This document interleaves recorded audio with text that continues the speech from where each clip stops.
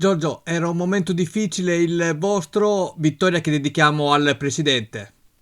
Sì, dedicata al Presidente oggi e a tutta la squadra perché se lo meritano, perché i ragazzi si impegnano quotidianamente, danno tutto, sia negli allenamenti che in campo. Abbiamo avuto purtroppo un momento negativo, però ci stiamo rimettendo in riga, direi. Ovviamente ci uniamo anche noi agli auguri per il presidente Lilo.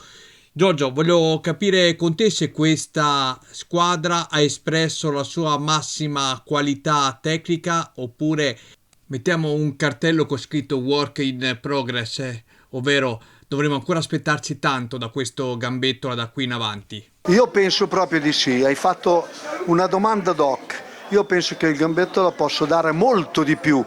Penso che i ragazzi, dopo questa vittoria, penso che la vittoria tanto porta serenità, allegria e grinta e io penso che ci siamo. Domanda d'obbligo, vista l'apertura del mercato invernale, ormai siamo alle porte, ti chiedo se questo gambettola sarà pronto a intervenire nel mercato invernale, se sarà necessario appunto aggiungere qualche tassello a una rosa che comunque annovera già nomi altisonanti, oppure pensate tranquillamente insomma di giocarvi la vostra chance con questa rosa fino alla fine del campionato?